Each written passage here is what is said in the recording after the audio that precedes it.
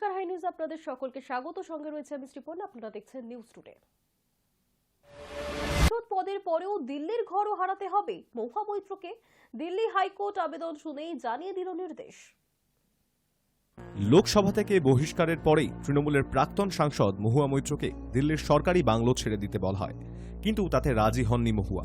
চেয়েছিলেন 2024 সালের লোকসভা নির্বাচনের ফল ঘোষণার পরেই তিনি বাংলো খালি করবেন। এ নিয়ে দিল্লি হাইকোর্টেও মামলা করেন মহুয়া, কিন্তু বৃহস্পতিবার মহুয়ার আবেদন শুনেই বিচারপতি জানিয়ে দেন এ বিষয়ে আবেদন করতে হবে কেন্দ্রীয় সরকারের ডাইরেক্ট অফ এস্টেটের কাছে, আদালত করতে পারবে না। এরপরে মহুয়ার আইনজীবী মামলাটি প্রত্যাহার করে নেন।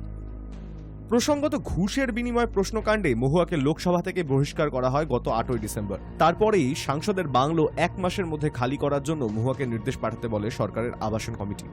ওই মর্মে তারা একটি চিঠি পাঠায় কেন্দ্রীয় আবাসন এবং নগরোন্নয়ন মন্ত্রককে। তারপর গত 11ই ডিসেম্বর মহুয়াকে বাংলো ছাড়ার নির্দেশ দেওয়া হয়। সময় বেঁধে দেওয়া হয় 7ই জানুয়ারি পর্যন্ত। এই নির্দেশকে চ্যালেঞ্জ করে দিল্লি হাইকোর্টে লিখিত হলফনামা দাখিল করেন মহুয়া। বুধবার আদালতের নির্দেশের পর এখন বাংলো ধরে রাখার জন্য মহুয়ার হাতে সময় রইল মাত্র 4 দিন। মহুয়ার আবেদন 2024 সালের লোকসভা ভোটের ফল ঘোষণা পর্যন্ত যাতে তিনি সরকারি বাংলোয় থাকতে পারে সেই নির্দেশিকা দিক আদালত। মহুয়ার আইনজীবী জানান, যদি তার মক্কেল সংশ্লিষ্ট সময়ের জন্য বাংলোয় থাকার অনুমতি দেওয়া হয় তাহলে বর্ধিত সময়ের জন্য প্রযোজ্য যে কোনো খরচা দিতেও প্রস্তুত। সেই আবেদনের প্রেক্ষিতেই বিচারপতি সুব্রাকনম প্রসাদ বৃহস্পতিবার জানিয়ে দেন, সরকারি আবাসনে থাকার জন্য আবেদন ডাইরেক্ট অফ এস্টেটের কাছেই করতে হবে। কেন্দ্রীয় সরকারকে এ বিষয়ে আইন মেনেই সিদ্ধান্ত নিতে হবে। সাংসদ পদ খারিজের প্রতিবাদ করে মহুয়া সুপ্রিম কোর্টে যাওয়ায় বুধবার শুনানি হয়। আদালত বুধবার লোকসভা সচিবালয়কে নোটিশ দিয়েছে। 2 সপ্তাহ সময় দেওয়া হয়েছে সচিবালয়কে। এর মধ্যে মহুয়াকে লোকসভা থেকে বহিষ্কারের বিষয়ে বক্তব্য জানাতে হবে তাদেরকে। মামলার পরবর্তী শুনানি হবে আগামী 11ই মার্চ। হাওড়ার বাগনানে মর্মান্তিক দুর্ঘটনা। পুলিশের পেট্রোলিং ভ্যানের পেছনে লরির ধাক্কা। 16 নম্বর জাতীয় সড়কে কলকাতামুখী লেনে দুর্ঘটনায় একজন সাব ইন্সপেক্টর এবং একজন হোম গার্ডের মৃত্যু। দুর্ঘটনায় আরও 3 পুলিশ কর্মী গুরুতরভাবে আহত হয়েছেন। তাদের মধ্যে একজন উলুবেড়িয়া হাসপাতালে ভর্তি, 2জনকে এসএসকেএমে স্থানান্তরিত করা হয়েছে। বুধবার রাত 3টে নাগাদ বাগনানের বরুন্দায় 16 নম্বর জাতীয় সড়কে কলকাতামুখী লেনে দাঁড়িয়েছিল পুলিশের পেট্রোলিং ভ্যান। চালক সহ 5 জন ছিলেন সেই গাড়িতে। আর সেই সময় কোলাঘাটের দিক থেকে বাগনানের দিকে যাওয়ার পথে বেপরোয়া লরি পুলিশের গাড়িতে ধাক্কা মারে। লরির ধাক্কায় মৃত্যু হয় বাগনান থানার সাব ইন্সপেক্টর সুজয় দাস এবং হোমগার্ড পলাশ সামন্তর। লরি সমেত চালক পলাতক।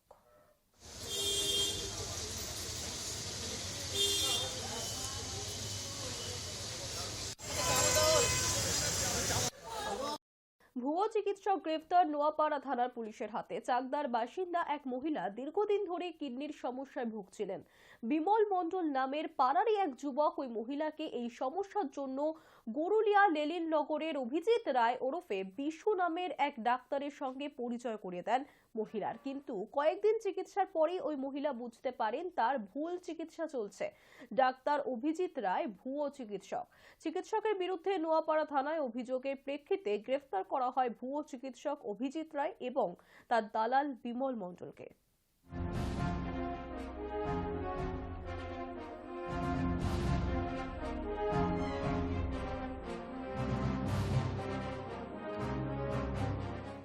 পর্যন্ত সুজয় কৃষ্ণ ভদ্রের কণ্ঠস্বরে নমুনা সংগ্রহ করেছে ইডি। বুধবার রাত প্রায় 5 মাস পর কাকুকে হাসপাতাল থেকে বের করে নিয়ে যাওয়া হয় জোকা ইএসআই হাসপাতালে। অবশেষে মুখ খুললেন কালীঘাটের কাকু ওরফে সুজয় কৃষ্ণ ভদ্র।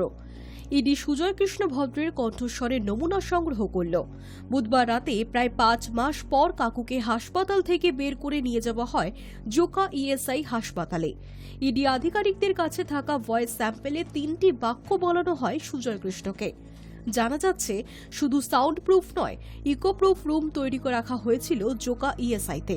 কণ্ঠস্বরের নমুনা সংগ্রহের সময় সেখানে উপস্থিত ছিলেন বিশেষজ্ঞ চিকিৎসকেরাও।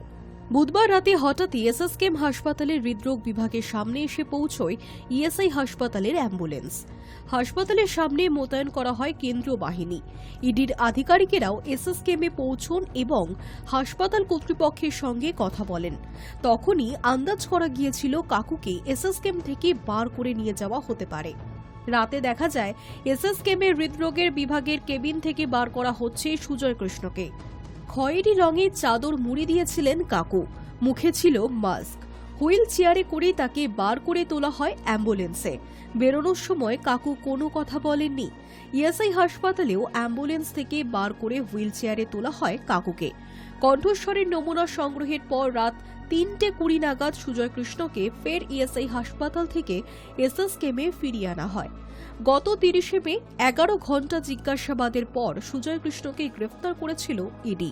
তারপরের দিন তাকে ব্যাংশাল আদালতে পেশ করে ইডি জানিয়েছিল, নিয়োগ দুর্নীতি সংক্রান্ত একাধিক গুরুত্বপূর্ণ তথ্য সুজয়ের কথায় ফোন থেকে মুছে দিয়েছিলেন পেশায় সিভিক ভলেন্টিয়ার রাহুল বেরা।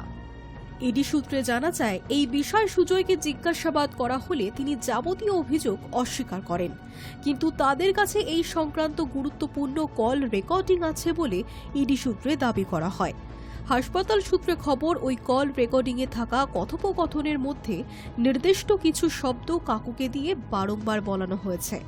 রাহুলকে তথ্য মোছার নির্দেশ দেওয়া ব্যক্তিটি সুজয় কৃষ্ণই ছিলেন কিনা এতে তা নিশ্চিতভাবে বোঝা যাবে বলে ইডি সূত্রে খবর। High news network. আবগারি দুর্নীতি মামলায় 3 বার হাজিরা এড়িয়েছেন দিল্লির মুখ্যমন্ত্রী অরবিন্দ কেজরিওয়াল। বেআইনিভাবে তলব করা হচ্ছে তাকে বলে দাবি করেছে তারই দল। টানাপোড়েনের মধ্যেই আজ ইডির হাতে দিল্লির মুখ্যমন্ত্রী অরবিন্দ কেজরিওয়ালের গ্রেফতার হওয়ার আশঙ্কা করছে আম আদমি পার্টি। আজ সকাল থেকেই দিল্লির মুখ্যমন্ত্রীর বাড়ির সামনে নিরাপত্তার কড়াকড়ি রয়েছে দিল্লি পুলিশের পদস্থ কর্তারা। সূত্রে খবর, মুখ্যমন্ত্রীর বাসভবনের কর্মীদেরও ভিতরে ঢুকতে দেওয়া হচ্ছে না।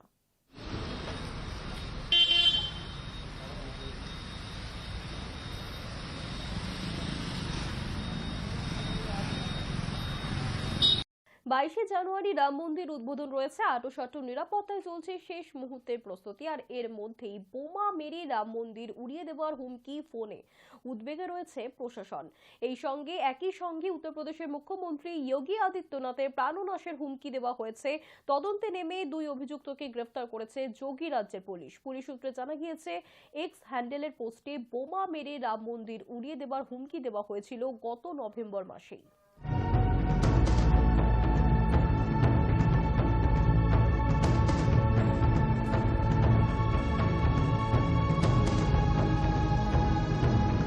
কালো রঙের গেঞ্জি এবং সাদা হাফ প্যান্ট পরে বিয়ের মঞ্চে হাজির আমির খানের জামাই। নূপুর শিখরের বিয়ে, সেই ছবি ভাইরাল সোশ্যাল মাধ্যমে।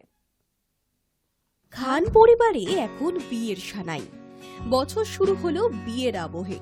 গত বছর বাগদান সম্পূর্ণ হওয়ার পর 2024 সালের শুরুতেই বিয়ে করলেন আমির খানের কন্যা ইরা খান। দীর্ঘদিনের প্রেমিক নূপুর শিখরের সঙ্গে 4 হাত এক হলো তার। কয়েক মাস আগেই নূপুরের সঙ্গে বাগদান সেরেছিলেন ইরা। সেই অনুষ্ঠানে হবু বরকনেকে দেখা গিয়েছিল কালো স্যুট ও লাল গাউনে। তবে বিয়ের জন্য সাবেকি সাজি বেছে নিয়েছিলেন ইরা। যদিও আর 5 জন কনের মতো লেহেঙ্গা বা শাড়ি পরেননি আমির কন্যা। 2রা জানুয়ারি বিয়ের অনুষ্ঠানে ইরার সাজ পোশাক নজর কেড়েছে নেট নাগরিকদের। তবে ইরার স্বামী নূপুর শিখরের সাজে ছিল অন্য চমক। শেরওয়ানি পাঞ্জাবি নয়, কালো রঙের গেঞ্জি এবং সাদা হাফ প্যান্ট পরে বিয়ের মঞ্চে হাজির। ইরা ও নূপুরের বিয়ের ছবি এবং ভিডিও সমাজ মাধ্যমের পাতায় ভাইরাল হতেই নূপুরের সাজ পোশাক নিয়ে শুরু হয়ে গিয়েছে আলোচনা। আচার মেনে বিয়ে না হয় করছেন না, তাই বলে নিজের বিয়েতে গেঞ্জি হাফ প্যান্ট? অবাক সকলেই। তবে নেট নাগরিকদের কৌতূহল নিরসন করার উদ্যোগ নিলেন ইরা নিজে।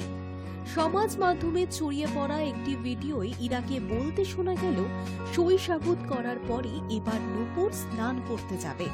ভুল কিছু বলেননি আমির কন্যা। আদপেই সই সাবুত মেটার পর স্নান সেরে গাঢ় নীল রঙের শেরওয়ানিতে সেজে অতিথিদের সামনে এলেন আমিরের জামাই। পেশায় ফিটনেস প্রশিক্ষক নূপুর।